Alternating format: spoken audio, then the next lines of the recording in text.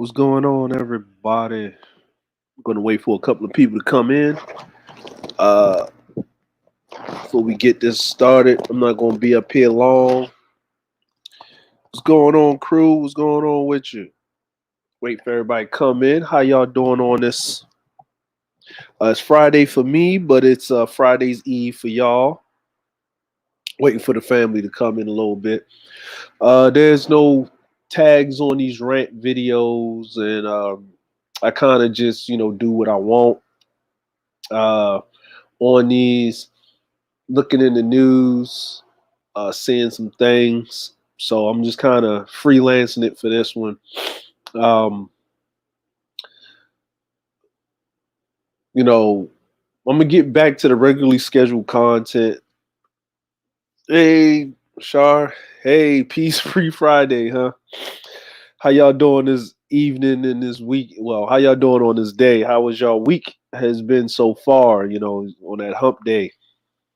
What's going on, Charger? See you turning and burning on that hitman, man. See you turning and burning. Yeah, it's been we got some good news. Well, I don't necessarily want to say it was good news. Um, it's a shame that with all the evidence that was shown, we still was like he's still gonna get off, right? But there's still a possibility he may not get the time that he's supposed to get. And they already trying to work around for an appeal and with they're going to try to use with Representative Maxine Waters said.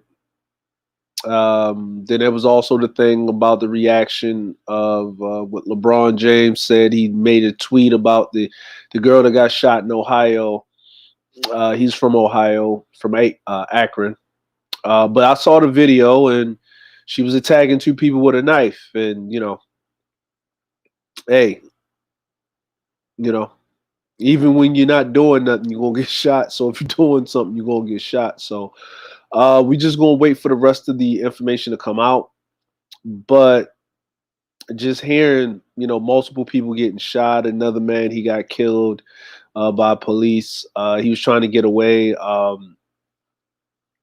It is what it is. As far as what's going on, a lot of mass shootings,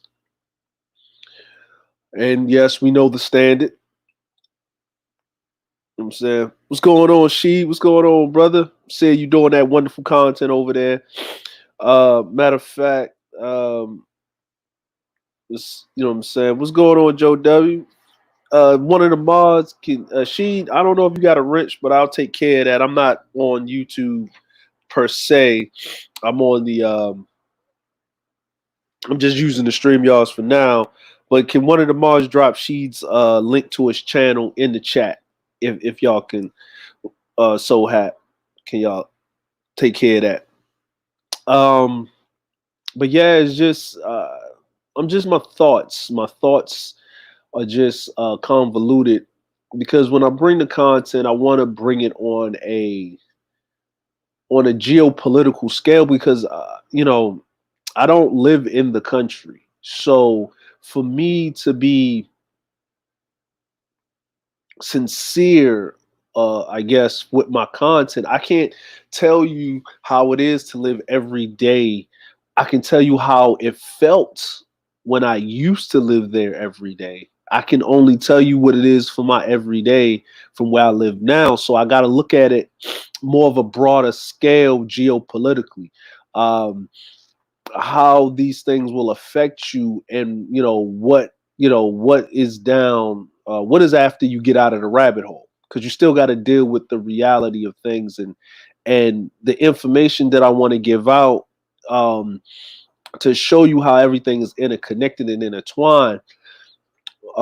So pretty much I'm outside of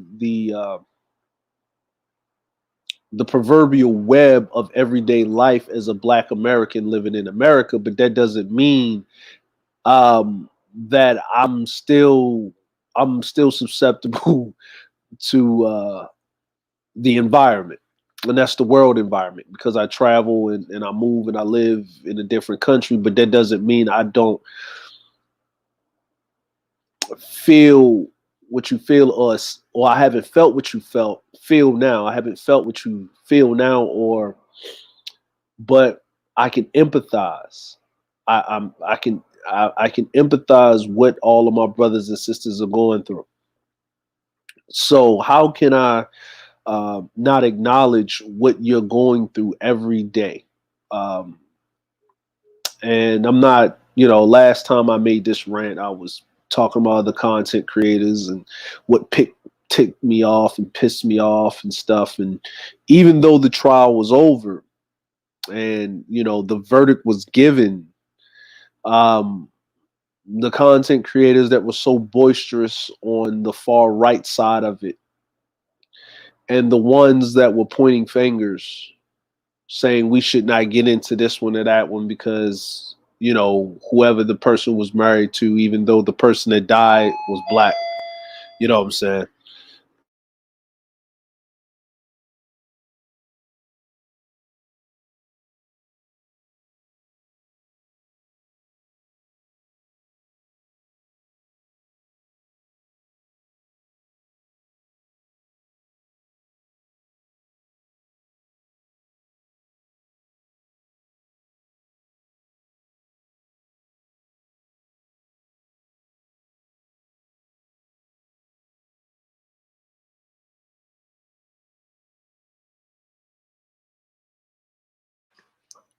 Yeah, sorry about that. Amazon delivery packages. What's going on, Callie Jane? What's going on, sis? Um, but to everybody, here, and everybody that's listening, I appreciate all of you are listening. Um, and for the people that's in the chat, where do we go from here? What is the next step? And I'm glad black folks are not celebrating like we usually do, right? We get one small victory. Like I remember the OJ trial. Y'all remember that? That was what, 96, right? 95, 96, OJ Simpson, a murder trial. We all knew he was going to jail, right? Even if like he did something that we haven't seen a person accomplish with a black lawyer at the lead, mind you. He had a whole legal team. But, Johnny Cochran, God rest this man's soul, right? But OJ pulled off the upset of the century, right? With the OJ Simpson murder trial, right? He used the system that was made impartially to put us underneath the boot hill. It was, once we became free, we were still two you say 2/3 of a human being or something like that in the Constitution, so they could use that. Plus they could, a lot of black people, majority of them weren't educated, they couldn't read, right? And they would make these laws and things. And remember, even though you were free, you couldn't still vote, right? So it was the black men that could vote, and then after that, women could vote, and so forth. So we haven't really got full equal rights until after the Civil Rights Act of 1965.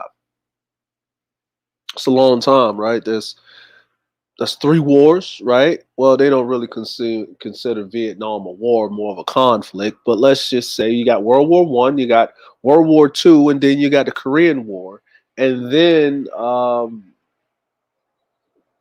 you got a couple of excursions here and there. But black people served, so you got World War, you got the Revolutionary War because black people were in that, right? You got the Spanish. You got the Spanish War. You have the Buffalo Soldiers, those black. Would help win the West. Then you got World War One, World War Two. You got the Korean War, and then you got the Vietnam conflict, and then black people get some civil rights. In between all that, right? So, and we're coming up on Juneteenth, which I think June should be Black History Month, and I think Juneteenth should be a federal holiday. I think that should happen because if you can have Civil War monuments all over the country, right? With Ulysses Grant and all of these other people and Stonewall Jackson and all these other people, right? Why can't Juneteenth actually be a federal holiday? I think Juneteenth should be a federal holiday. I really do. I really do. What's going on, RVSOP?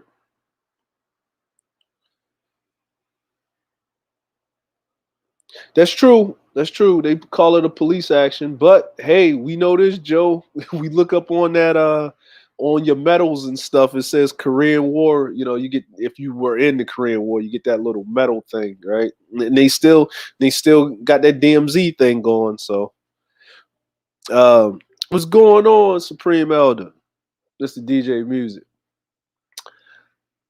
But just speaking these things and these facts and this history, I really want Juneteenth to become a federal holiday, Independence Day, because woven in the society of America is white supremacy. And what I mean by white supremacy, now remember, let's not get this conflated and confused. Remember that black people came later. We're talking about in North America, we're talking about the establishment of America. When it was the 13 colonies, there weren't that many black slaves. Actually, there were more white slaves, indentured servitude, but slavery of any other name is slavery the same, right? So, with this being said, is that black people came in, black people, because everybody else got their reparations, right? The Irish, they became police officers, aka the slave catchers, right? Because if you look at the police force, a lot of their limericks, a lot of their anthems. When a police officer dies, he gets the bagpipes played for him. That's from Ireland, right? Okay, okay, all right. You know what I'm saying? The Italians, when they came over, they started a lot of the unions and stuff. They got into a lot of things. You know what I'm saying? We also have the Hebrews. They got into the sales and the banking and the real estate and the ownership of land when they came over. A lot of them migrated over after World War II. The Polish, you know what I'm saying? Polish and you know what I mean they got a lot of the the butchery and things of that nature and so forth, restaurants and so forth. You know what I'm saying? So when we look at a lot of the immigrants that came over through indentured servitude or or whatever, they got their reparations. You know what I'm saying? But black people really didn't get ours. And they always thinking about this. They always, when they do us wrong, they got to double, triple down and think about it. But when another group of people, when they're done wrong, they don't have to. And we're like, well, that's not fair. And you're right, it's not fair. But the difference between them and us is they have a whole country behind them because they're immigrants from another country. You see, we as black people collectively think that we are not American and this is not our country, right? We're just as American as a Native American. We're just as American as anybody else because we were born, a lot of us, after so many generations, after 100 years, you are a part of that ecosystem and that structure.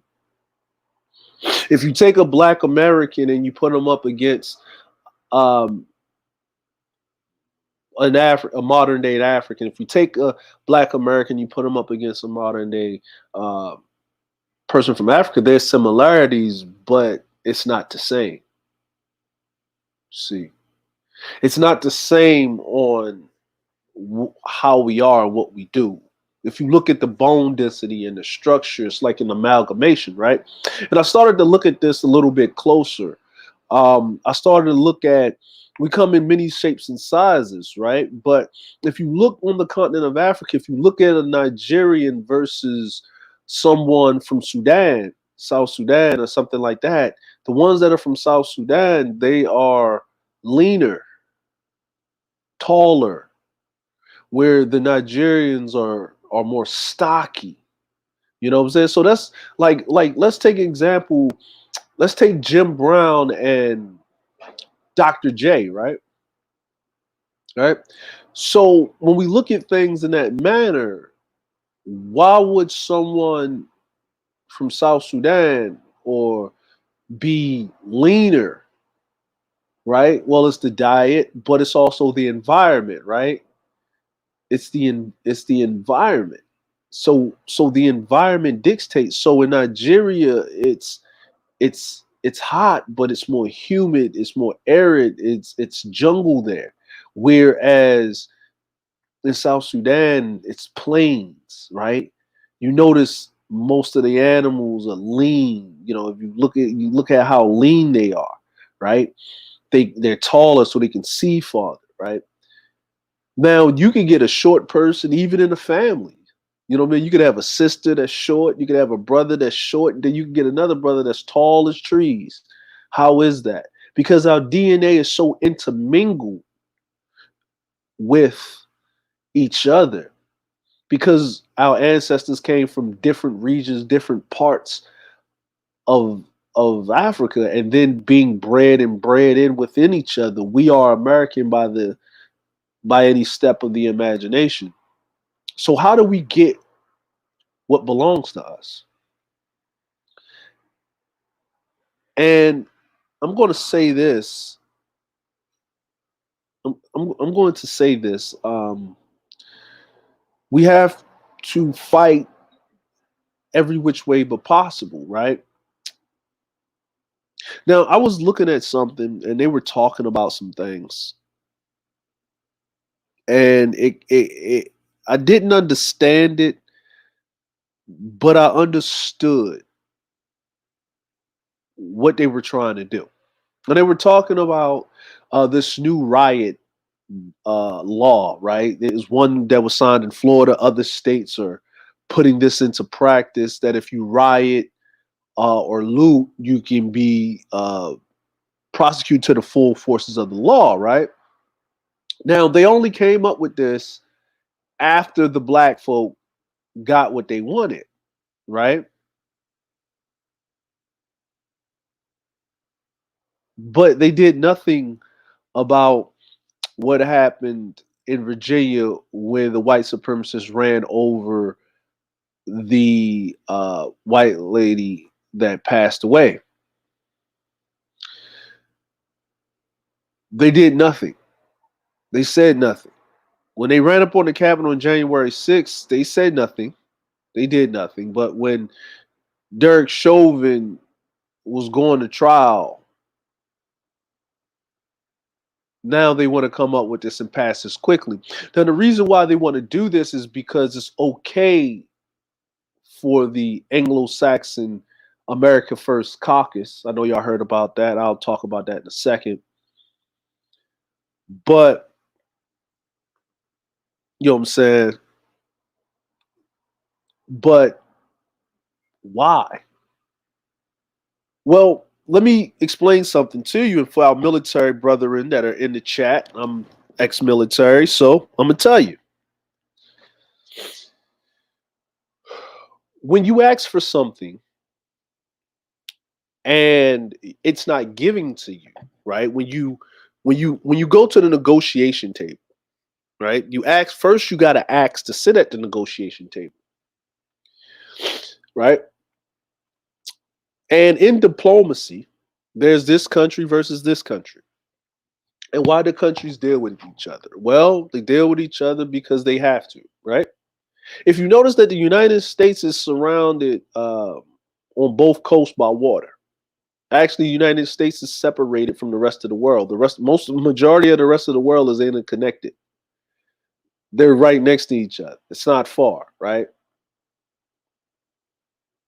You know, China and Russia take up majority of the Asia of Asia if you look at land mass. But if you look at Europe, everybody's really connected to each other. Like, yeah, you can fly from Sicily uh to was it to anywhere in Spain for like $100. Like once you get into Europe, you can fly all over Europe. You can take bullet trains from Germany over here. You can go to the Netherlands. You can go to Switzerland. You can go all over the place, right? That was that whole EU thing, and England decided they wanted to get out of there, the Brexit thing. But that's another issue from another time. But when you're dealing with a country and you're another country, right? Why does another country deal with you? Well, you got to have a resource. What is your resource? Could be people. People's always the number one resource, right? Natural resources, right? Then you have technology. That is also a resource. Medical people, you know. These are resources. These are resources, right?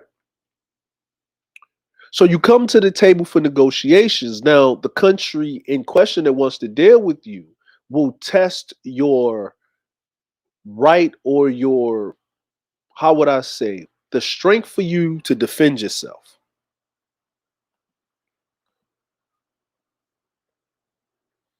The strength for you to defend yourself. That's very great, because if I'm going to deal with another country, I'm going to access that, because the easiest thing to do, and the cheaper thing would to be for the long term, is to actually enter into, well, actually the cheaper thing to do is to enter into a state of hegemony, or well, harmony, right? Where we have an equal exchange, right? So let's just say I have livestock, right?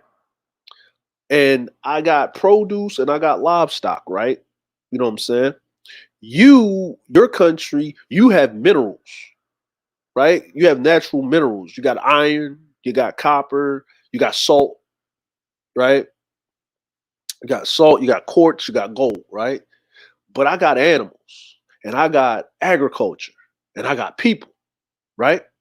So what we do is we test each other, right? I send an envoy to you. Well, you send an envoy to me because the greener pasture wins, right? So you send an envoy to me.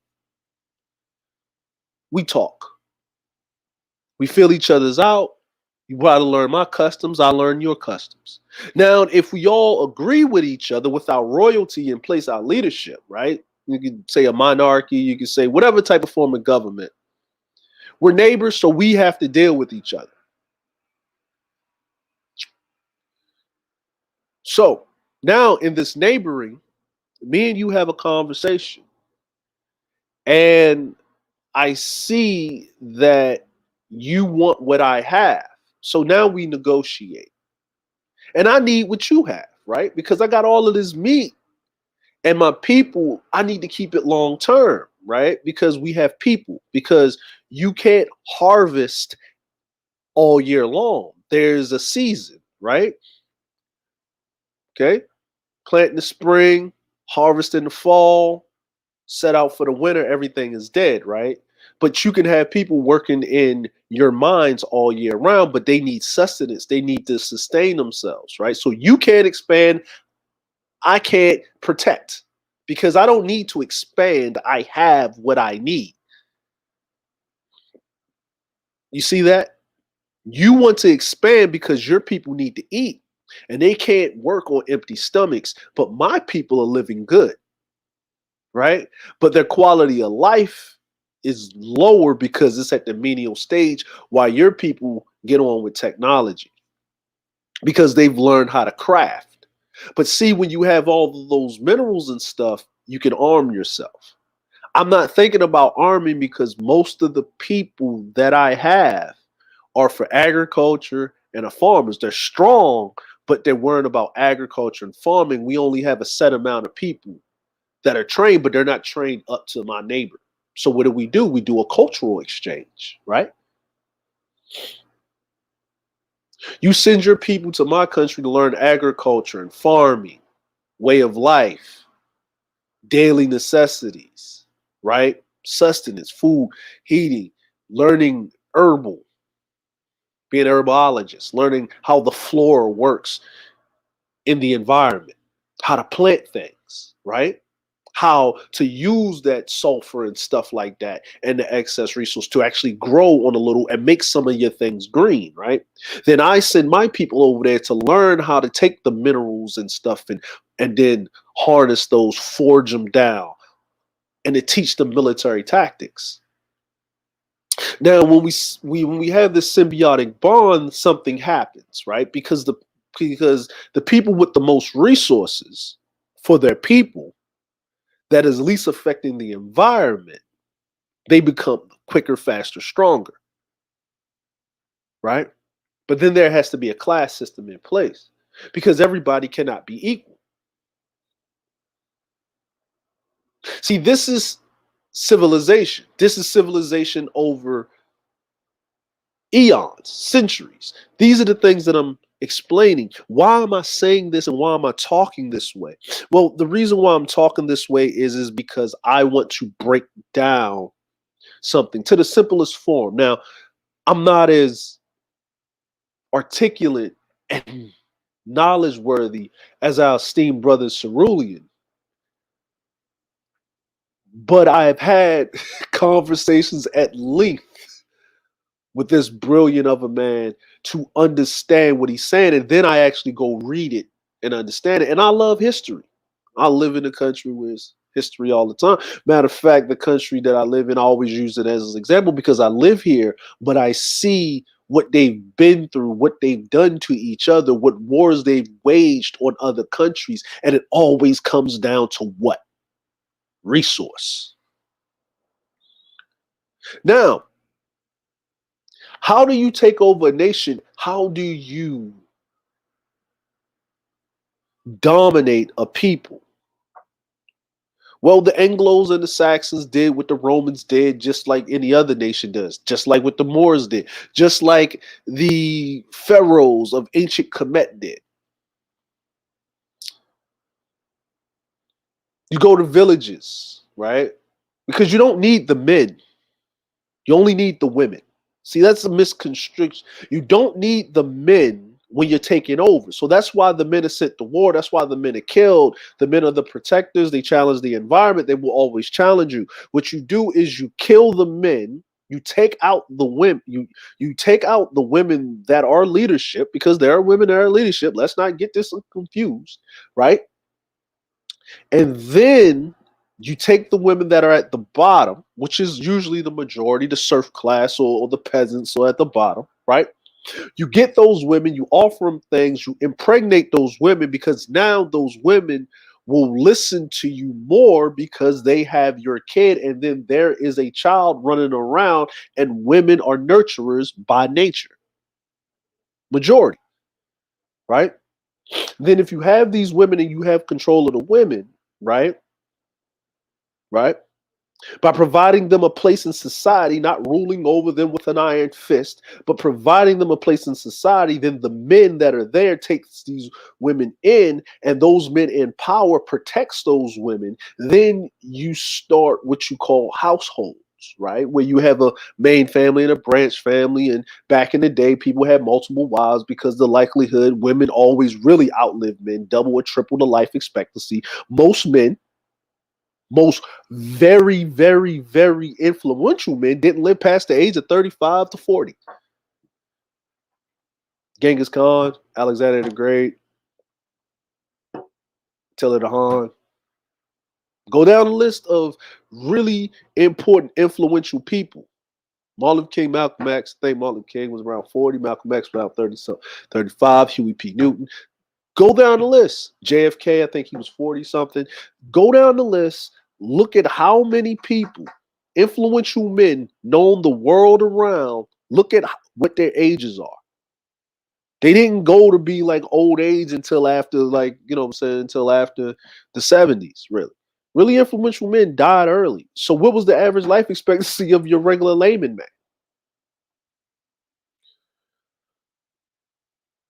Right? So what is your resource? Your resource are women and children. That is your resource. If you look through society, there's always more boys born then women, then girls, but they always end up more women than men. Why is that? Well, because men challenge the environment, and if you challenge the environment, a lot of times you lose with your life. Men will do dumb stuff. Women are more careful in the environment. Why do you think that they made it a thing for hunters to go out and hunt? And they don't really kill female does. Well, female deer or does. They go after the males, the bucks, right? Keeps the population down. But if a male buck can survive being out in the wilderness alone with predators, both animals and man, then he has the strongest genes.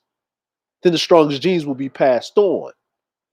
And the environment itself will take care of itself. If you kill a female does off, the males will get overly aggressive. And then the deer population will die out because all the males will be vying and really killing each other for a chance at the female, but that doesn't necessarily mean that they're the strongest. But if you have an overpopulation of female does, what happens is that the male bucks will do what?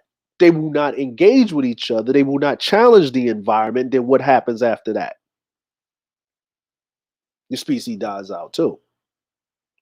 See, nature has a way of fixing itself, balancing itself. We, as the human beings, or who we are, we haven't figured that out yet. There has to be an ebb and flow to these things. So why are you asking me? Why am I saying these things? Why am I speaking in such a word? Well, I get to sit up here and talk. It's my platform and I'm ranting.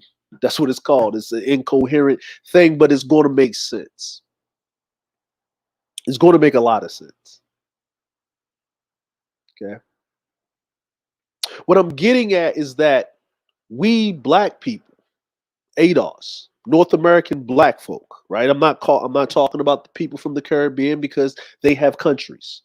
Jamaica is a country. Last time I checked, Usain Bolt was the fastest man in the world for the last 2 or 3 Olympics. Jamaica is a country. Haiti's a country, right? Dominican Republic is a country, right? Puerto Rico is represented. They're a country. So you have the U.S. Virgin Islands, you have the British Isles and stuff like that, right? So you have South American stuff, you have Guyana, things like that. You have Argentina, you have Ecuador, you have all these other things. You have Mexico, Central America, you have Canada. Canada is a country, whether y'all want to believe it or not. Canada is a country, and it is in North America. But what I'm talking to is the North American black folk. You, and the person that's next to you. I'm talking to you. You haven't, your genes originated from the continent of Africa, but what country? What region? Some of you don't even know until you go get a DNA test, right? And then you'll find out that you're a mixture of a Greek, of this, of that, of this, that, and the third. Matter of fact, the crazy part about it doesn't even matter how dark or light you are. That's the crazy thing about it. Some of you've got Native American blood running in you, you don't even know it. And you can't just tell by your hair. I'm sorry to tell you that. I'm sorry to tell you that. Because a lot of them Native Americans are a mixture of the Aboriginal North Americans.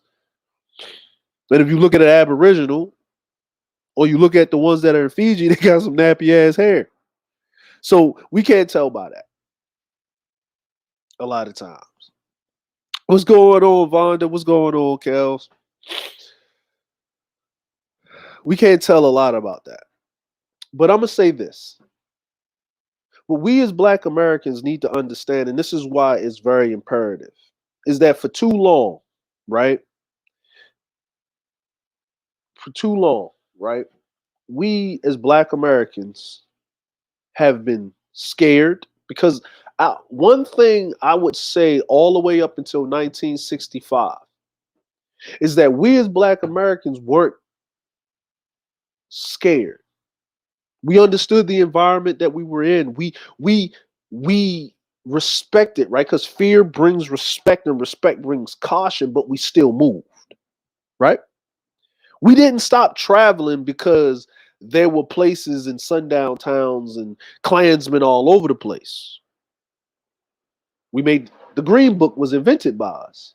There were places and places that we built in America because those Americans, those black Americans, those Americans that happen to be black, or however way that you want to put it, not those African Americans. You are not an African American. I think Jesse Jackson and the rest of those clowns sold us up the river with that whole notion that we are African Americans. We're not African Americans. The only African American was our ex president because he was what? A first generation American, and his mom was American and his dad was from the continent of Africa. Pretty much he was a Kenyan American. But nonetheless, since he was born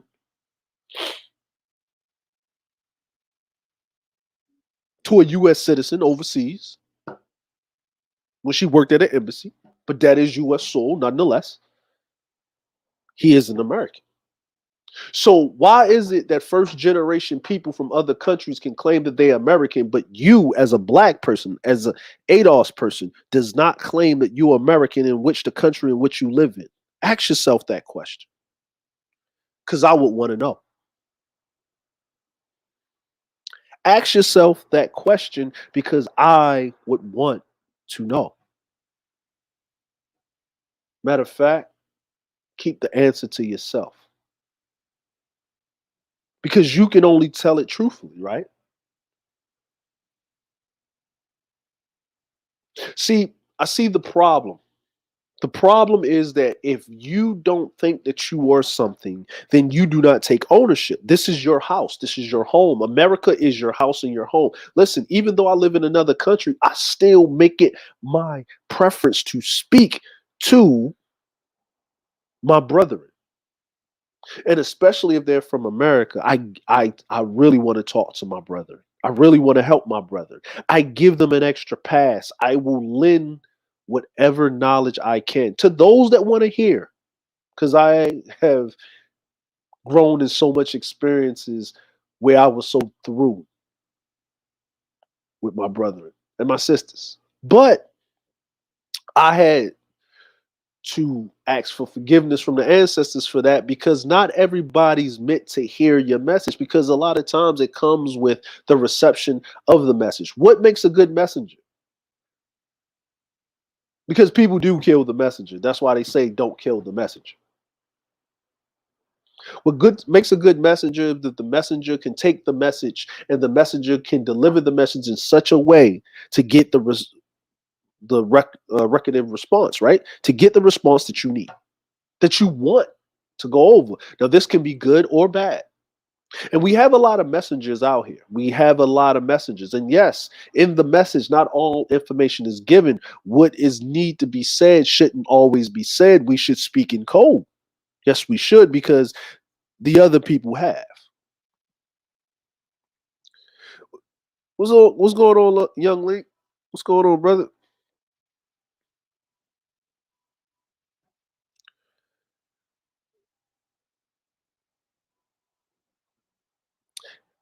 And I think as American people, right? As American people, it is our God-given right. This whole country was founded on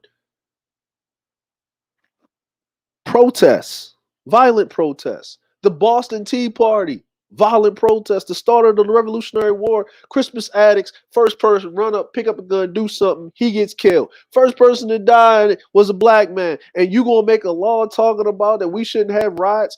That's the only time stuff gets done. The burning of Black Wall Street was a sanctioned riot by the U.S. government, backed by the U.S. government.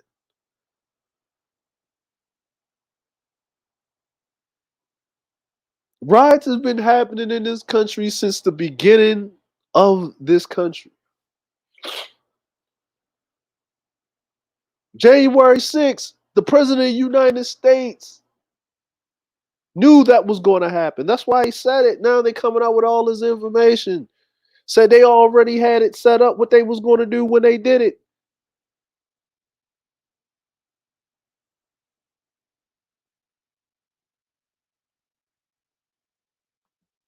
But you don't want the most angriest, the people that you done the worst. You don't want them picking up your habits, America. Why do we have to be held to this standard? Why do we have to be held to this ridiculous standard? So let me go back to civilization in my country and the neighboring country.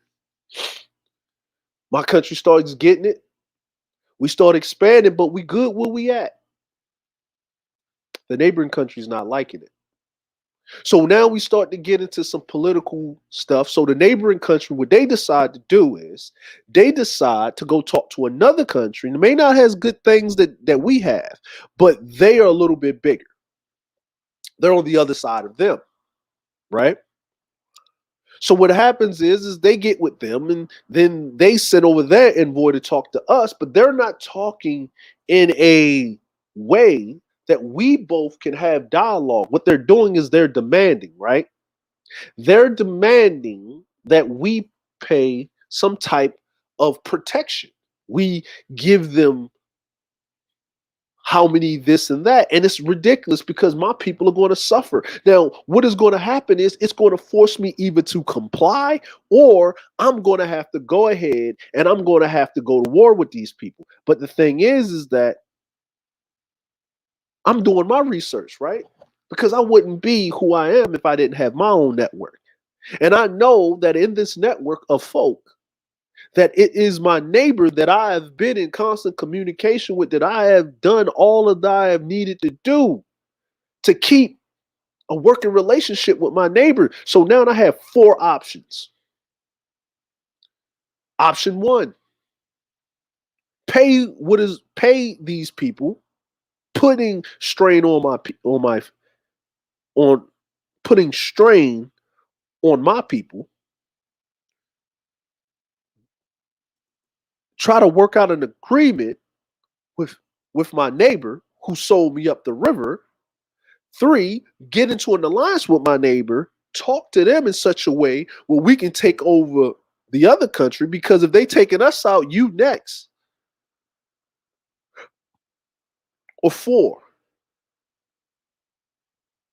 stall them both out, choke out my neighbor, do some underlining things, go over there to the bigger country, side with them, do a lot of political back and forth, and before you know it, in 400 years, because I have a better quality of life by starting a war between the industrial neighbor and the bigger neighbor, their populations are going to shrink while mine's balloon. And guess what those refugees are going to do?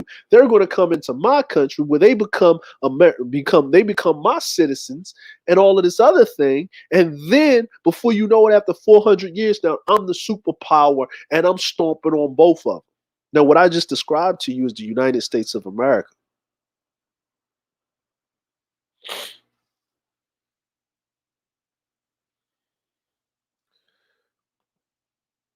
You feel what I'm saying? What I just told you is what the United States of America does. Now, that's the global understanding. But let's get into the micro.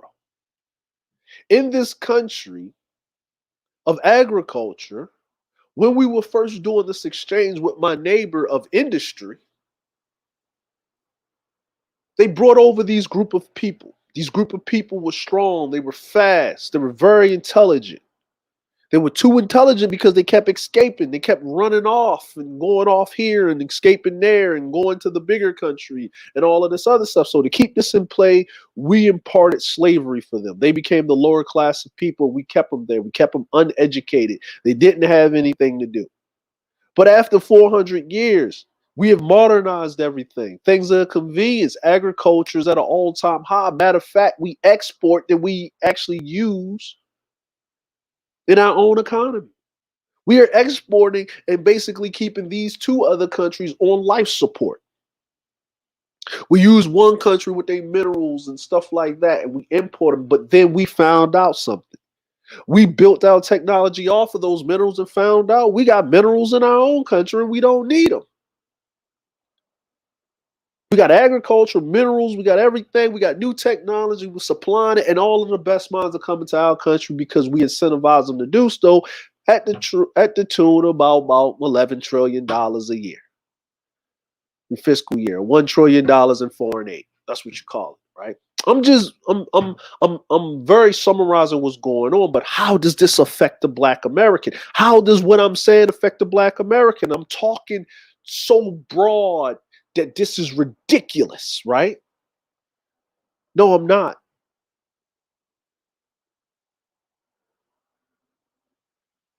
No, I'm not.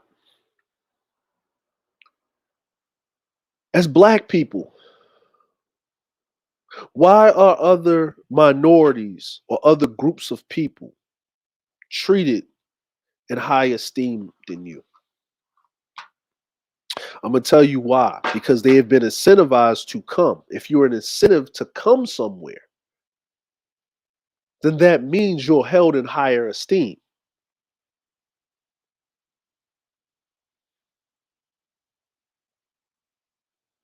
When you bring a guest into your house, and you may not notice this, but when you bring a guest into your house,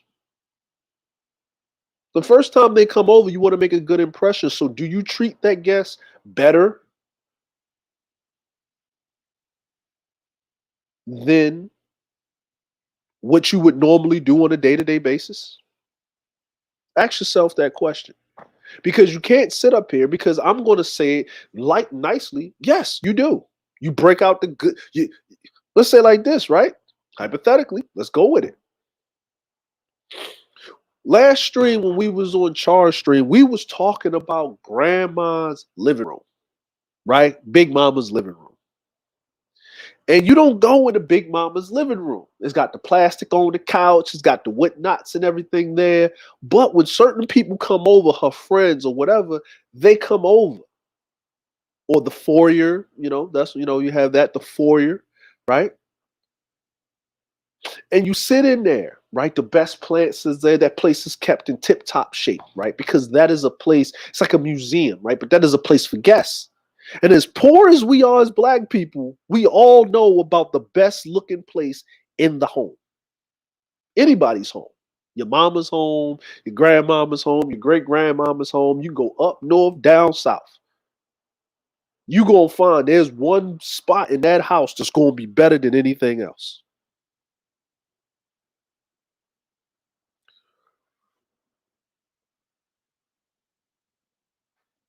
So when the guests come over, you treat the guests better, right? You bring out your best cookies. Your grandma's got her best cookies. She's got her best tea out. She's got her best tea wear out, right? She offers them things. Now when you over grandma's house, Big Mama take care of you, but you sitting in the common room, right? You playing outside. It's not the same. But this is training, right? This is how you take care of guests. This is when important people come over. I remember when the tax man would come over, right? I remember when the insurance man, the life insurance man, and the health insurance man used to come over, or someone important used to come over, or a visitor from out of town. My grandmother would get up, come downstairs, and she wasn't be Sunday dressed, but she wasn't regularly dressed, right?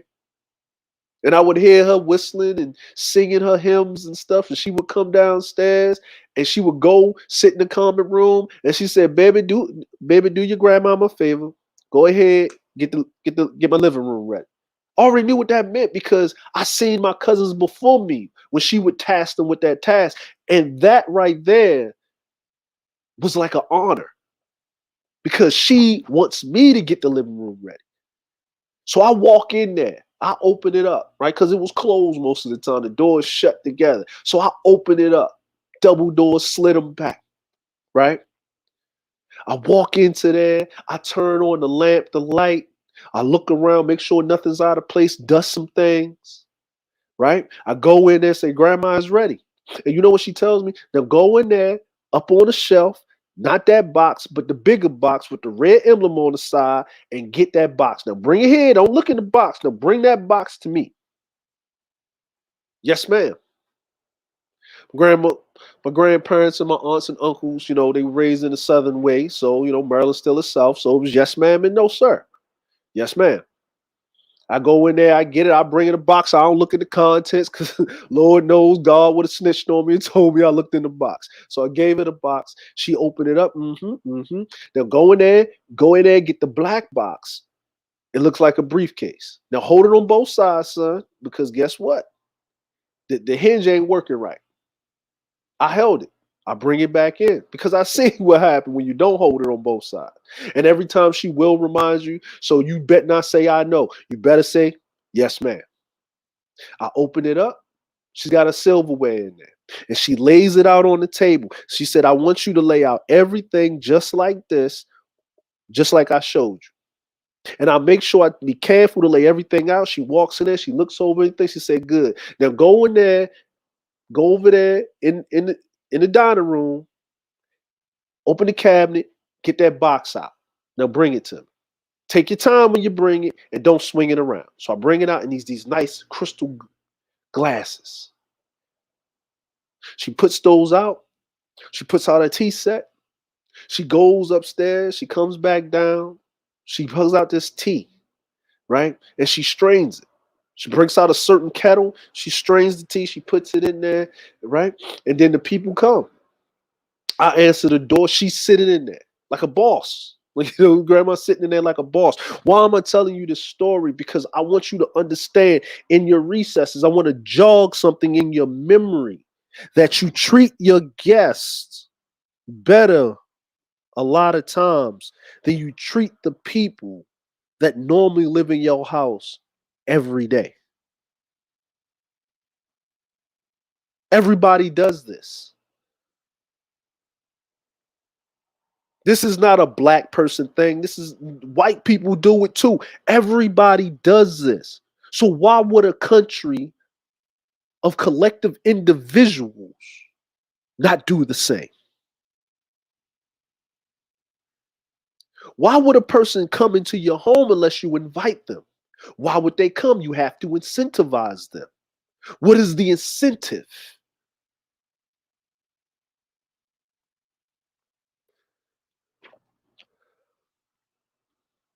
How can we get something from a country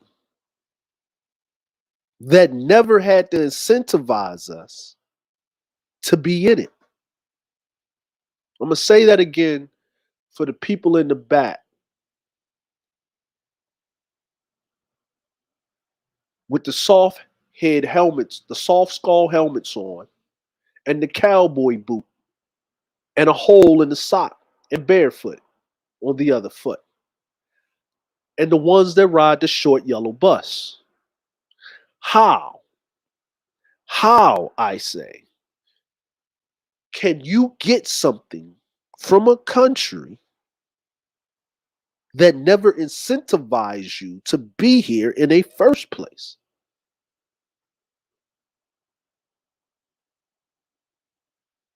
Slaves did not directly go to the 13 colonies. Slaves started off in the Caribbean where they were bred. Haiti became its own free country. Then the United States became its own free nation by signing of the Declaration of Independence. So that means that there were two revolutions going on at the same time.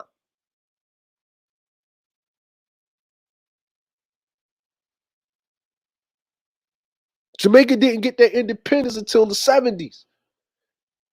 There was one Caribbean country left that was finally last year, I think 2019, where they finally got their independence. So I say to you, and to you, and to you, and to you, and to you, and to you, how can you have a country give you something when you were never incentivized to be here, to be in that country?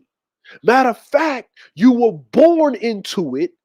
So they use the old serf class, which they abolished on themselves from the British Empire by coming a republic, but in turn turned you into a slave because since you was born into slavery and then you were already sent over and then you were bred and rebred and bred and rebred and mixed and matched and bred and bred and bred till they got the ultimate specimen of physical labor, then how can you ask a country of something when you was never incentivized to be here in the first place?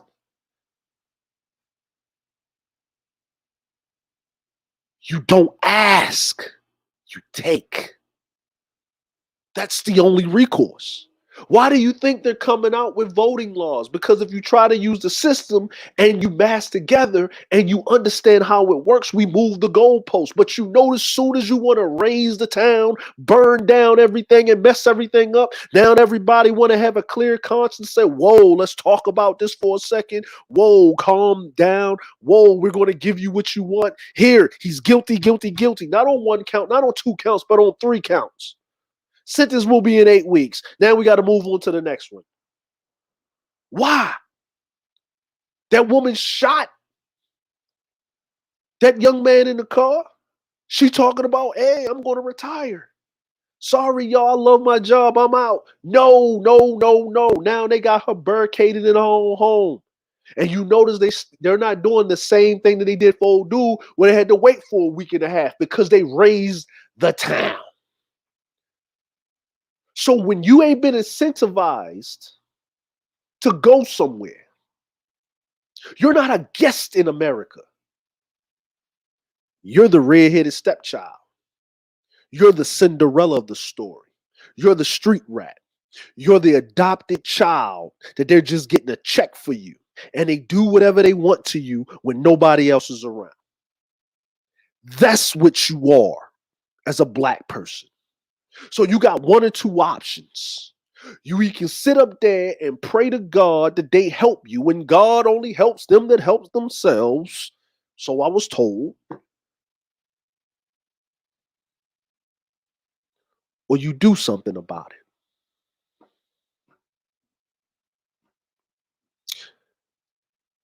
I am glad that my black people are doing something about it. This newer generation ain't tolerating none of that. But we, the 32 to 35 and over, we are now the elders. We are now the leaders of this said generation. And they're not lost. They're filled with rage.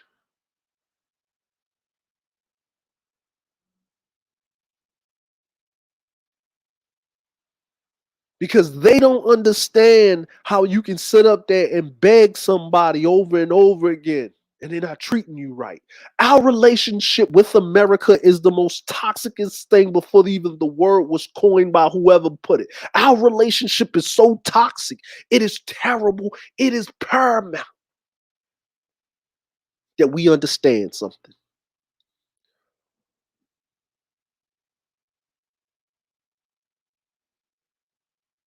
My heart is heavy. I had to listen to a great man not say he didn't know what to do no more. We hit him at home. And we had to talk him off the ledge. We had to tell him, man, you was too great. Too great. Can't have you fall into the wayside. I know it hurt. Like I said, I'm tired of hearing it, but I know you're exhausted. My people, you're tired, you're hearing it. But then we need a solution to the problem. And what is the solution? The solution always comes down to the same thing. When you invite a guest in your house, they are invited. They're incentivized to be there. You want them to stay. You want them to come back. But the people that live there, they're just there. They have no choice.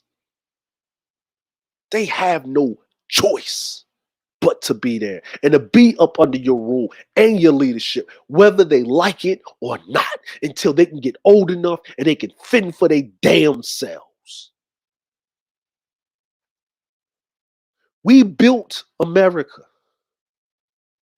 But every time you look around everywhere in America, Every other people that are invited, that comes into it, that has their own little section, they're incentivized. Savage 4-5 said something during when he was president. Now the Asian community, albeit is fair because they are being accosted, a lot of his push propaganda, but nonetheless, they are being accosted. They got a bill passing through, and one Republican said no to the bill. How many bills did we put up? How long did it take the Civil Rights Act to go through? We still trying to get police reform. We still talking about systemic racism and prejudice. How can both parties agree that this is happening to one community, but it doesn't happen to the other community? Oh, let me guess, because they're Asian and they are from countries and they've been incentivized to be in America because they bring some type of modicum of resource to them, and they need them there because Americans are too lazy, because then they would have to revert back to 60 to 70% of Americans would have to revert back to the sweatshops and the factories back when World War II was going, working in those places in the industrial complex of white supremacy and capitalism. And them white folk don't want that. What they want is not the jobs. They want to sit up there in their homes getting paid at a minimum of a collective household of $55,000 a year and complain that they paying too much in taxes. While the median income of the American black person, the black nobility, is making it work off of $35,000 a year collectively on average. You go for a loan, add another 5% on it. Forget your 710 credit score, because you black is going to cost you more on a loan application. You try to sell your house because you black, the property value of it drops down into it. You don't believe me? Go check the news articles. Go check it. Go check it. They should have an insurance company. Just being black. Just being black. You need insurance while just living as a black person. I saw a black man get paid $8 million from an insurance company because he got shot by the police and he got paralyzed. It's the first of its kind that it happened. Black people need regular, just breathing insurance. We shouldn't call it black insurance. We should call it white supremacist insurance.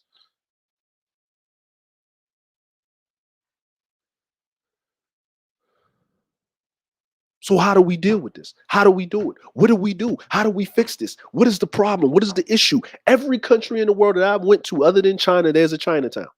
You know that? Do you know in Japan, down in Nagasaki, there's a Chinatown? Do you know in Yokohama, there's a Chinatown? I'm in Asia and there's a Chinatown in Asia. That doesn't even make sense, right? It does make sense because China's a country and Japan is its own country. Like they have Koreatown. Korea is a country. So Japan is his own country. China is his own country. Japan is his own country. The Philippines, Indonesia, Malaysia, Singapore, Australia. Hey, I'm sorry to tell you, but them Australian white folk, they Asians. Just like them Russians, they Asians. Those are countries. You go in any major a city in the world, there's a sector of them. But then you grouping up all the Asians.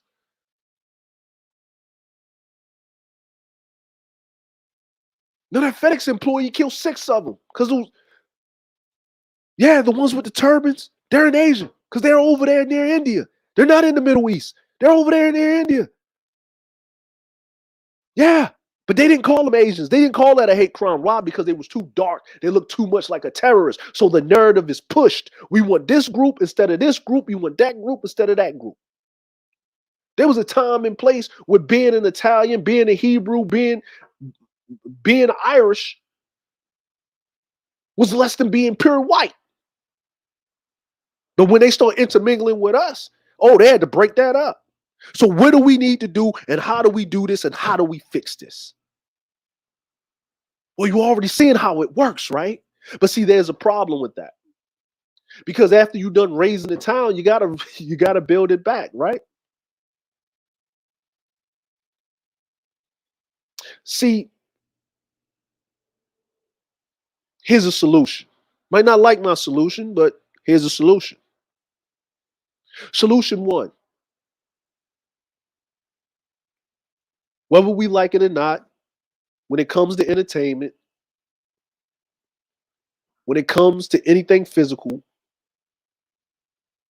that is our thing. Worldwide, I'm sorry to tell you this, but that's what we know for worldwide. I've traveled the globe. People have thought I was a rapper, I was a singer, I was an athlete, I was something like this. They didn't call me a scientist. They didn't think I was this, that, and third. They just, oh, you American? Oh, you must be this guy. Oh, you look like this rapper. We thought you was rapper such and such. I'm sorry, but that's what it is. Just like everybody else think Asians are good at math. No, they not. If you went to school for 12 to 14 hours out of the day, you'll be considered smart too. When you made to go to school and go to extra school, and your parents over there got a goddamn belt or a kendo stick to smack you over the shoulder with, to send you up in your room and make you study, I live over here. They ain't no smarter than you. They just do it for long periods of time. Real talk. I'm just telling you, they ain't no smarter than the next person. If we didn't have 35, 40 goddamn kids in class, and the teachers weren't able to keep discipline in their class, and the parents wasn't able to keep discipline in their homes like they're supposed to, then we wouldn't have this problem when it comes to education. But that doesn't mean they're the smartest, because the smartest kids that are around the globe right now are the ones that come from the Netherlands. They only go to school for four days a week, and about 6 hours out of the day. And they test higher. They're the smartest, and they speak 3 different languages. So does more mean better? No.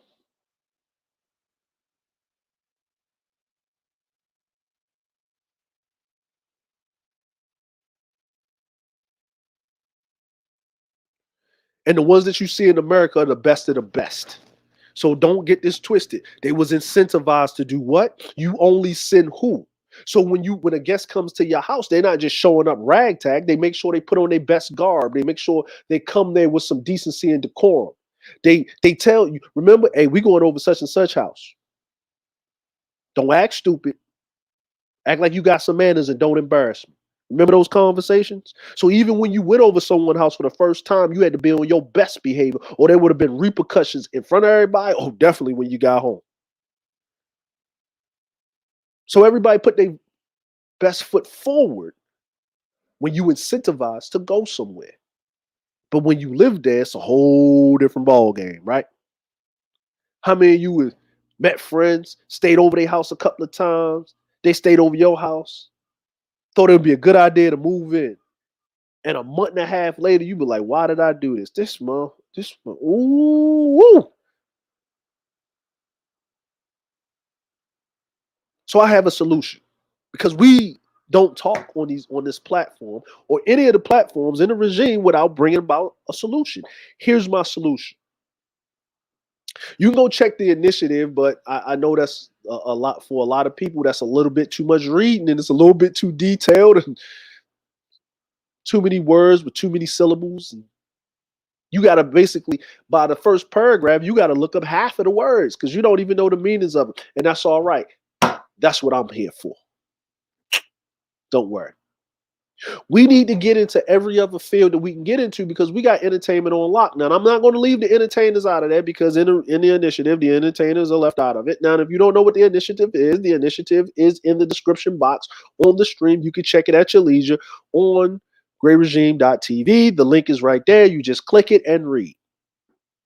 If you would like to add to it, if you would like to think anything about it, you have multiple ways of contacting us. There's other channels, other people will go live. We'll put the email in the thing, and we'll look it over, and we'll have conversations with you. Our esteemed Char Willie is getting together a panel of people that have solutions, or can work towards one, or can start something right now that's viable, that's not a pipe dream. Now, the initiative is basically individual based to a certain degree, but it's a collective whole. Here's my thing, and this is what I think Black people should do.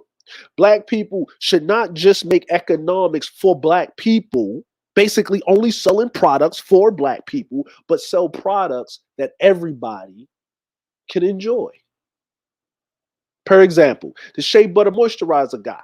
He was all cool until he tried to sell everybody. Then he's a sellout. No, he's an economic genius.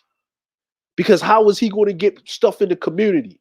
Why is the products that we use mostly only in Korean stores and not in major stores? You should be able to go to Walmart, Wally World, and everything and see black products. Black products, if they work for us, they work for anybody. They work for anybody. They work for anybody.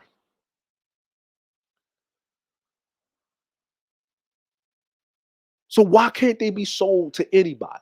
I don't care if a white girl goes into a black salon and get cornrows and put beads in her hair and get locks and all this other stuff. If it's a black woman doing it, if a black man's doing it, who cares? Because you don't care when you go to get your nails done. There's an Asian woman doing your feet and your hands. When you go to get your hair done and you got to go by the necessary assessments with the hair. And I don't care about that either because Asians, they wear wigs, they wear extensions, so does white women, so does everybody else. So let's get off of that. All women do it. They've been doing it since goddamn, matter of fact, when it came to all of that, it was the goddamn people of ancient Kemet that came up with it, our people. So everybody's adapted it. Makeup, perfume, all of that stuff. I don't want a woman walk. If a woman feels comfortable in her own skin, it is what it is. Now, I would like to see it without all of that stuff on, and if she still look the same or kind of to it, that's cool. But I don't get into all of that. I don't care. Beauty is beauty, but if it makes the woman feel comfortable, so be it. But I think in black people, that the first black millionaire was a woman, Madam C.J. Walker, that was doing cosmetics. And she wasn't just selling to black folks, she was selling to white folk too. So let's get the fuck into it.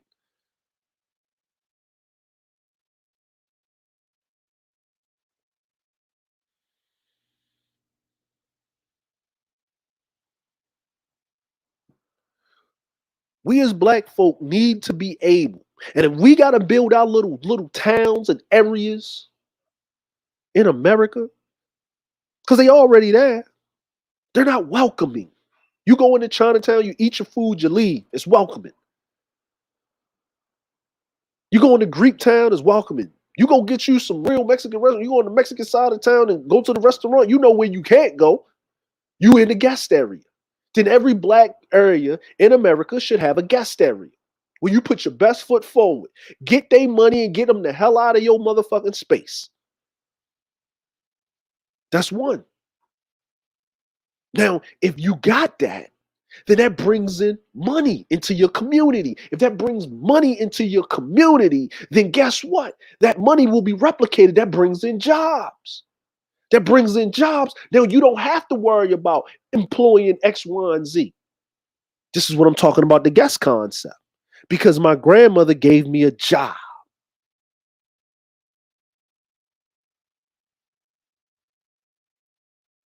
Why don't these kids know how to work?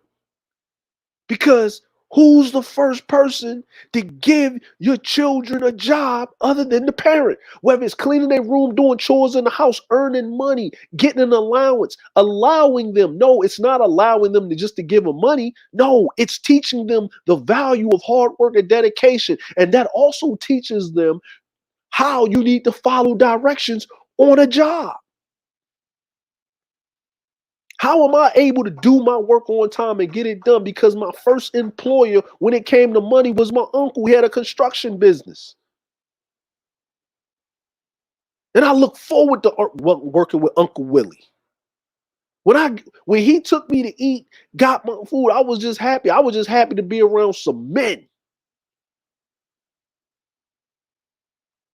Older men, listening to them, understanding the joy I felt. Walking around, yeah, I was playing in the dirt. Yeah, I was throwing, he gave me a job. Son, I need you to shovel this pile onto the back of the truck. Here's some water, take your time, take your breaks, but I'm come back in 2 hours and I expect half this pile gone. Shit, the whole power was gone. He let me play with he let me get the boom box and I got to play whatever music I wanted. And he didn't care. I played that boom box. I was jamming and tossing the dirt. I had dust all over me. He said, you got the job done, but let me show you how to do it better. Do it from the hips. You're working yourself. You're going to have a bad back when you get older. Lift with your legs. Do this. Then he moved me on to something else when I proved myself. Now I'm going to show you how to mix concrete. This is the proper way you do it. You see this notch over here. He taught me something. And then when I got off, I was so tired. I was happy. We ate. We went to the little spot, the little barbecue place. Dude had briskets. Black man had briskets. We was up there eating sandwich. I'm in there. I got it. He said, what you doing? I said, I'm waiting till I get home. No, son, we eat in the car. We on the move. Eat that because we got to go. So I ate it. We went to the next spot and we was laying concrete. And I was to mix the concrete. We was laying the driveway. And when it was over, I was tired as hell. And he said, and I went in the house. And he said, before you go in the house, here you go, son. What's this? This is for your day's work. He gave me $50. $50. Now this is like 89, 90. $50 was a lot. Do a lot with $50. Shoot, you can do a lot with $5. I got in the house. He came behind me and he parked the car. I showed my mama, Mom, I got $50 for working. And you know what my mama did? That's good, son. And she took the $50 out of my hand. I said, what you doing? She said, I'm going to show you something.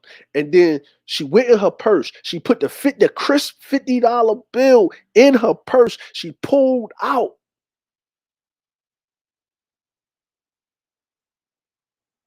3 10s and 4 5s. I said, what's this? She said, well, this is what we call life. She said, a 10 goes to savings. A 10 goes to your bills. What bills? I ain't got no bills. Lights, food, clothing, shelter, water, and gas. You got bills. So she took $10 for the house. So if a 10 went into savings and a 10 went to the house, then what I got left?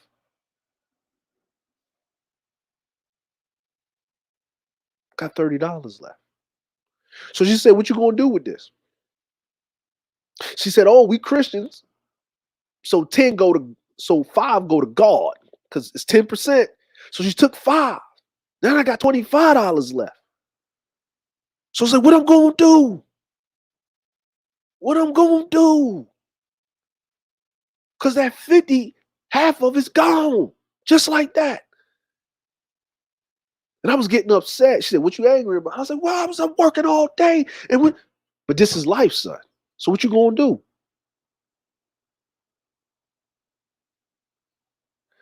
And I thought about it. I said, well, you know what? I said, Uncle, am I working tomorrow? He said, if you want to. Yeah, I want to, because I want that money. She said, all right. So what you gonna do with the rest of your money? And I said, I'm gonna keep 5, put the rest in the savings. She said, you sure? I'm sure. She said, okay. And I went to work the next day. But my uncle didn't give me 50. He gave me 25. So I was sitting there and I ain't say nothing. He said, you ain't gonna say something? I said, no, that's how much you gave me. He said, I gave you 50 yesterday.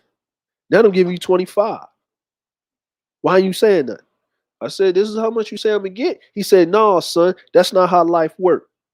If you allow people to set your worth, it will always diminish. Now, this is when you negotiate. Now, how much do you think you should get for a day's worth of work? I said, I don't know. He said, I'm gonna teach you something. And he told me minimum wage was $4.25. and he's paying me underneath the table. So of course, I'm actually supposed to get 35.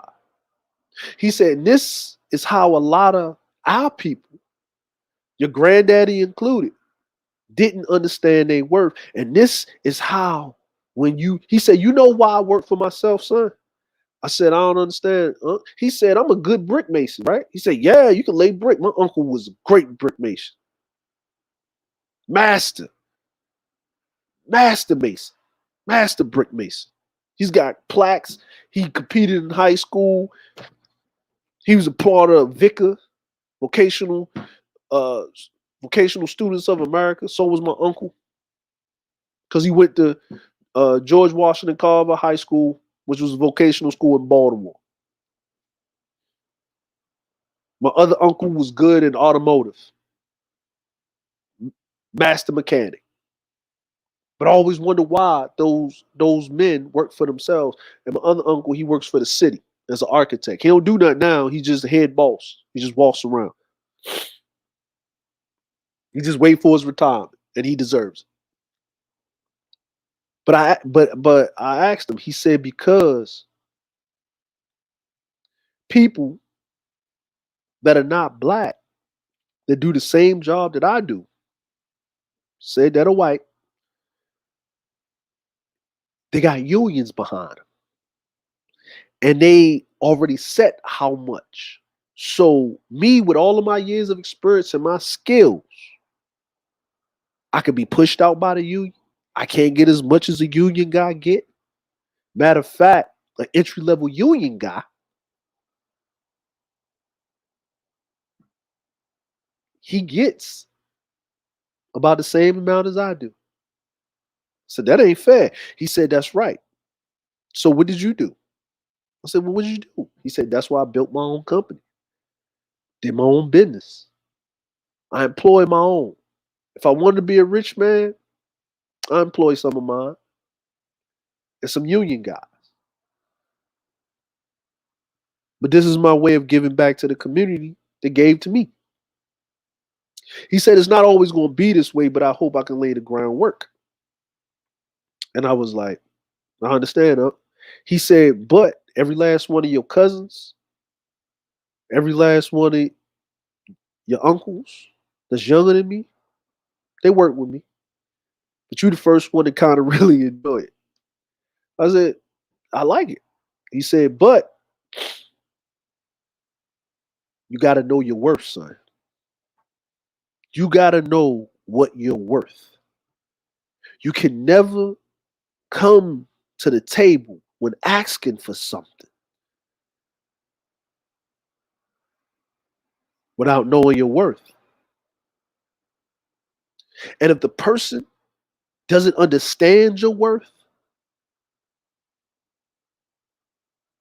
or they know your worth, but they're not willing to pay for it, then you walk away. None of they are taking away your basic rights as to live your life how God said to see fit, long as you ain't intruding on everybody. And that's a whole different story. That's when you go to war. You understand me? And when my uncle told me that,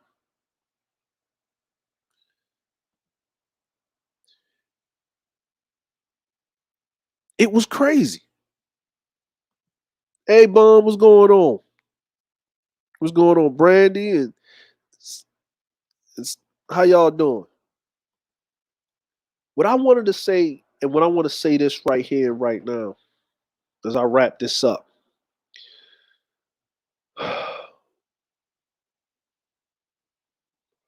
A lot of us don't know our worth. How can we ask for something when we don't know what we're worth, individually and collectively? We want equality, but what is that equality? Because the palm colored people are going through. Look at all these mass shootings. I don't want to be equal to that, where it forces me to go run around with an assault rifle and just start taking people out because I can't handle the pressure of everyday life that everybody is suffering. We doing worse than them. and they snapping. I don't want that equality. I want my life to be held in high esteem. I want the next person's life to be held in high esteem. I want the pursuit of me taking care of my family like the pursuit of you taking care of yours, and in a collective function, we take care of each other. If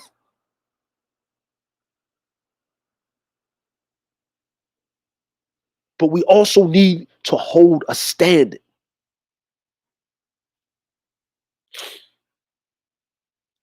We also need to hold a standard.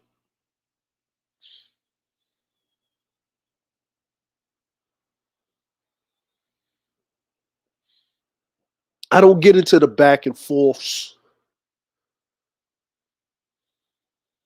with other content creators. It's their platform. They can do what they want. I don't care at this point in time. But I am happy that this air of uncertainty, that, yeah, okay, yeah, you gave us the verdict, and what? What about this? What about this? What about this? Well, ain't you happy? No, we ain't happy.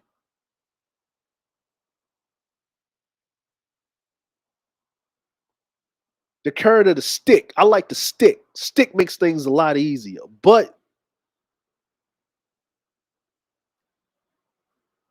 you can't always use the stick.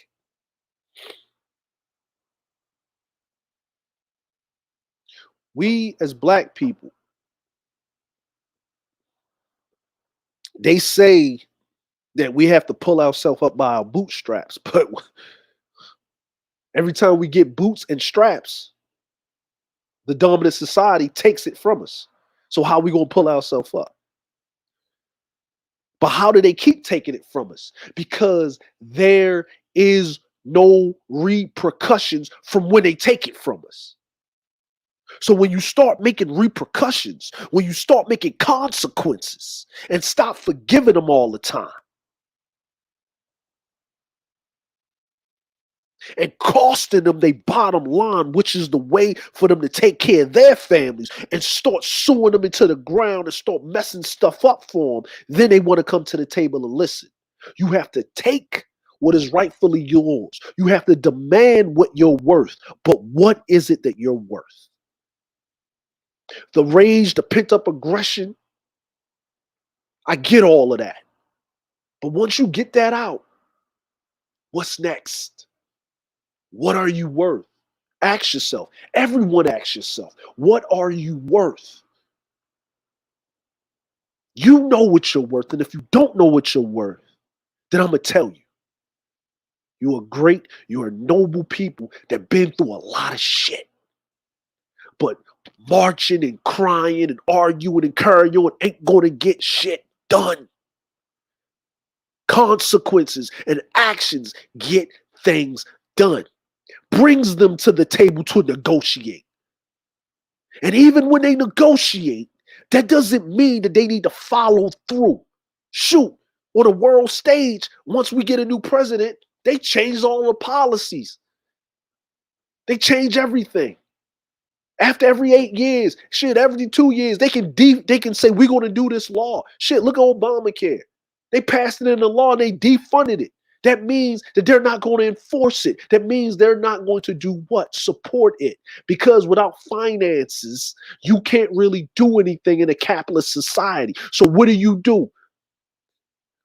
We get angry, we get upset, we do all of this, then we march, that don't work, we get pissed off, somebody gets killed on our side, then we burn stuff down, then they come to the meeting table, then we get a little piece of something and we say, oh, we won. And then by the time we came to the meeting table, they don't always devise the way to counteract whatever the hell they promised us. And before you know it, crack upside the head, you get 5 to 10 years of we made it, y'all, to oh Lord, woe is me.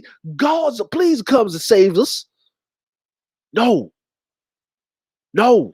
You have to keep your foot on their neck until they follow through. And when they follow through, you give it to them again. And you only ease it up. It's like a parent with an out-of-pocket kid.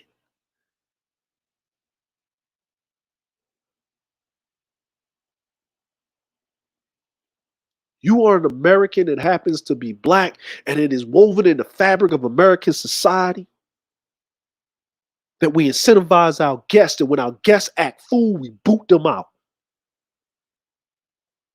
We saw Martin. When everybody was acting a fool in his house, he would open that door and say, "Get to stepping." Fight for what is rightfully yours. Understand what your worth is. Walk around with this air of nobility. By all points and all, be bougie if you got to.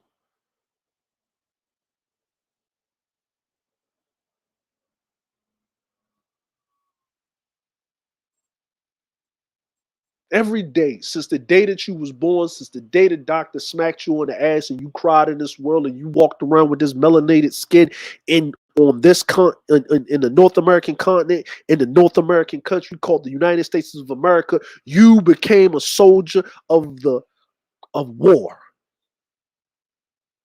You have not gotten your revolution. You have not gotten your independence from white supremacy, which crushes on your neck every day that you feel the way. Every time a police siren goes by, a white person, a Mexican person, an Asian person, none of those people feel the same way that you feel. So why should you? Why should that trauma keeps going? Why should that trauma keeps perpetuating itself into the next generation? Why should it? So it has to stop. So I say it stopped with us. It stopped with us 80s babies, our millennials. It stopped with us. It stopped with our late Gen X's. It stopped with us. Let it stop with us so it doesn't propagate into the next society. Because the next generation, they ain't gonna play that. They're gonna fight. But they need leadership. There's a time to fight and there's a time not to fight. There's a time to get them later. We can't win every battle because we certainly won't win the war because this is a war of attrition. And they are taking themselves out by the droves without our help. So why keep going into that? Bide your time. Wait. But don't wait and do nothing with your hands folded. Know what you're worth. Work on yourself. Be great, goddammit, because I believe in every last one of you.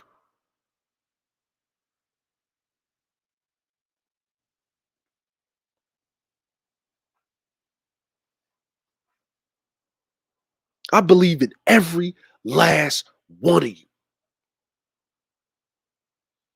When our esteemed Cerulean says, "Behold the black nobility," for you to be an American black person, for you to have lived under the oppression and the bullshit of 400 years of fuckery and debauchery and still come out with your head held high and to walk around in this damn space and to put on the face of unbothered, you in itself are something great and a sight to behold, because only nobility will walk around with that esteemed presence.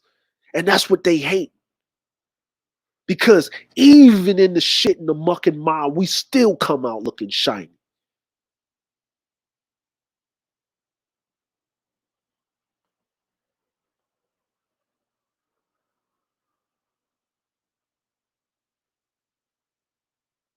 I, I'm not going what you're going through every day. Not to the extent I go through my own troubles, trials, and tribulations and struggles. But god damn it, you people are great.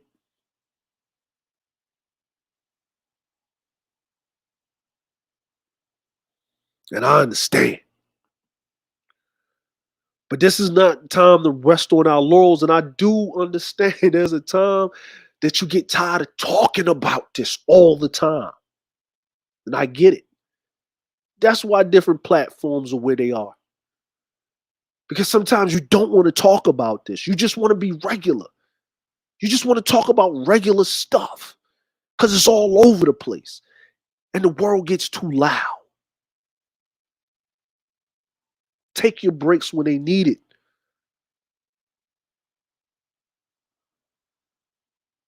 Every day that you go out the house, do not let a momentary battle that you want to win that day keep you from coming home safe. We know how the game is played. Mothers and fathers, talk to your children. Talk to the newer generation. You need to have that talk. You need to have that talk. We know the talk. The police talk. Have it. Get them home safe. Tell them to record it. Surrender the win. And then when they get home, they're safe in your arms. You dial that phone, you call up a lawyer, and you sue the poo-poo out of their ass. And you run that video viral. And every time one of us is messed with or dealt with, we make it so financially to their disadvantage that they want to bring us to the table to stop them from bleeding out of their pockets until they have no other choice. It's going to be a long road. It's going to be a rocky road. We're going in the right direction. But when we get a little breather, we like to stop. Black people that migrated north, south, east, and west. And guess what? Black people went north, found out racism was just as bad north. Black people went to the west, found out the racism is just as bad west. Black people went to the east, they found out the same thing. They went back down south, they went up north, they went up east, they went to central, they went back, forth, up, down, left, right, and sideways. And guess what? You couldn't escape it. Well, guess what? I went so far east, I'm on the other side of the goddamn planet. It is 1 o'clock in the afternoon on a Friday.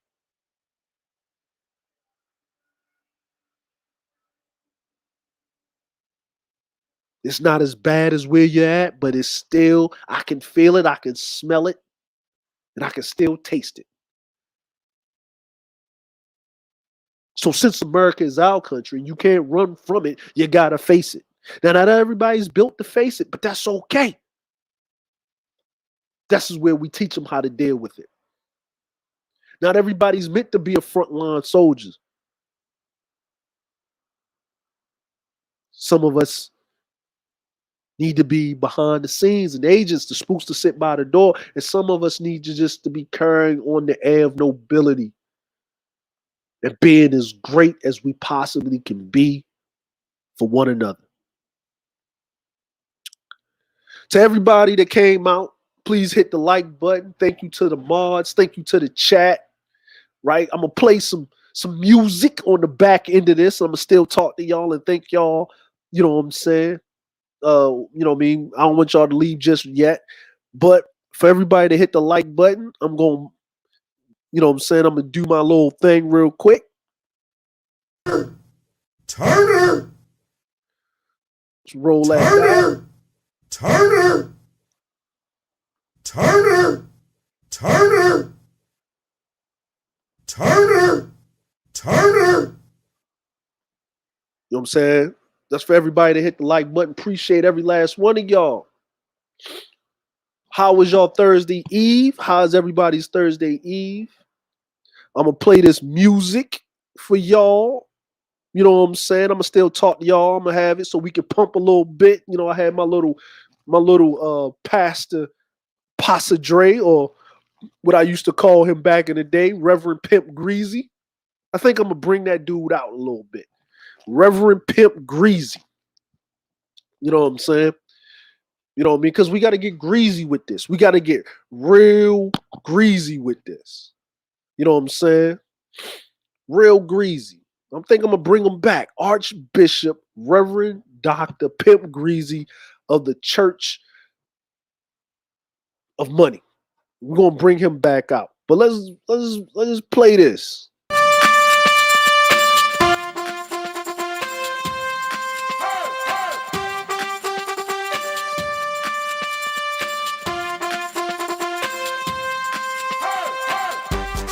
Give y'all some dancing music as we leave up out of here. Crew, what's going on? Sister Vonda, hope you ain't had no chads, Kerns, and so forth to deal with. Turn it up for y'all.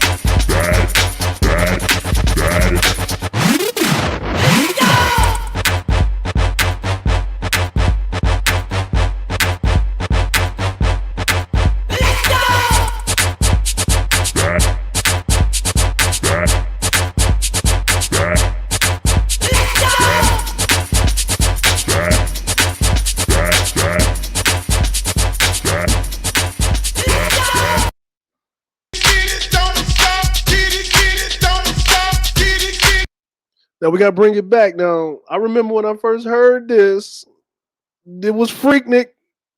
Y'all remember? I'm talking about. You can't get no more than black excellence with Freaknik.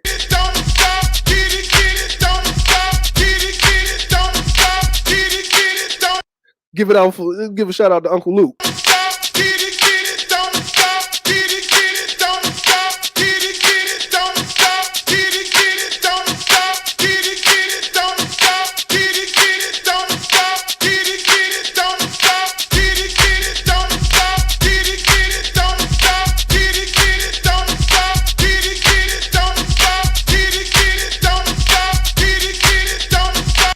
And if you would like to support the regime, please support our producer in the chat, Steam, JustaskChar. Could you please drop your mighty Cash App and PayPal in the description box while we have them? We're gonna do it like church. I did a fiery sermon, so we got to pass the bucket around. If you would like to donate to the stream or to the regime and stuff like that to keep these platforms going, please donate to our mighty lady Char. You know what I'm saying? The Reverend Pimp Greasy is presiding over the congregation. Let the church say amen. Let's get the choir going on. Let's hit it again.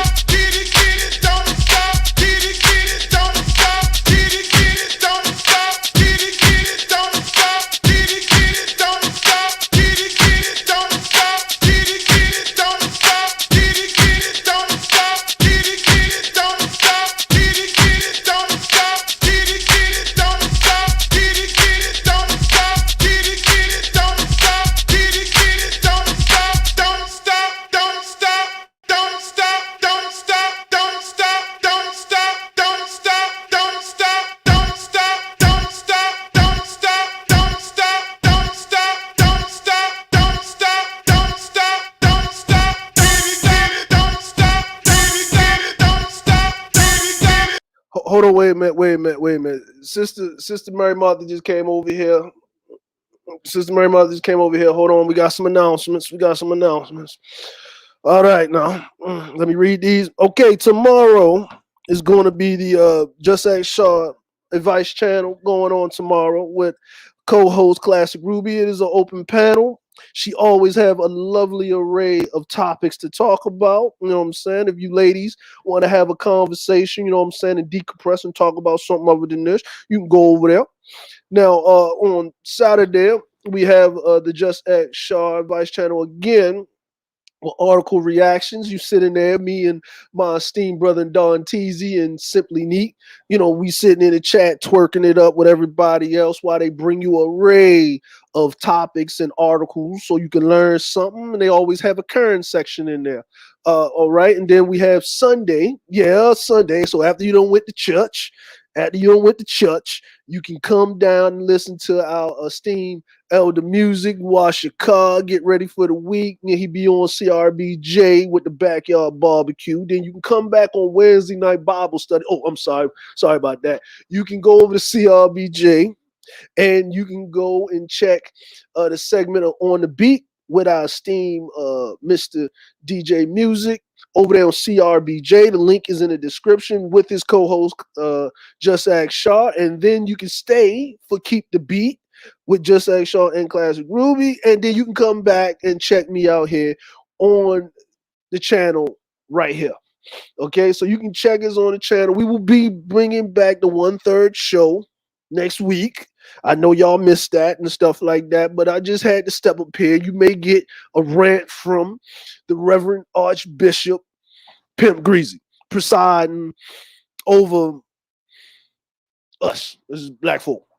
So if you would like to, and I would say to, if you would like to make a donation for the building fund, please hit the Cash App for our esteemed sister and our producer and our director. What they call it? I forgot. Well, she handles the finances and things like that, but she keep the church up and running. She built several churches, but she had to leave it because they became, troglodytes, and they didn't want to keep the spirit of blackness. So the Reverend Archbishop Archdiocese Pimp Greasy presiding. Let's get back into it. Let the choir say amen. Let the choir hear. Don't stop, baby, get it. Don't stop, don't stop, don't stop, don't stop, don't stop, don't stop, don't stop, don't stop. Get it, don't stop, get it, don't stop, get it, don't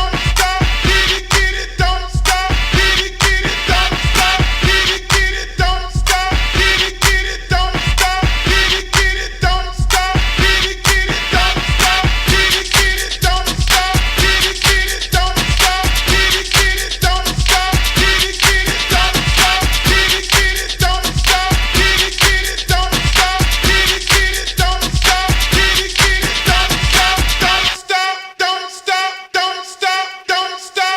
stop. Appreciate it. Hit the link. Don't stop with them donations. Don't stop, don't stop, don't stop. Get it, don't stop. Get it, don't stop. Get it, don't stop. Get it, don't stop. Get it, don't stop. Get it, don't stop. Get it, don't stop. Get it, don't stop. Don't stop, don't stop, don't stop, don't stop, don't stop, don't stop, don't stop, don't stop.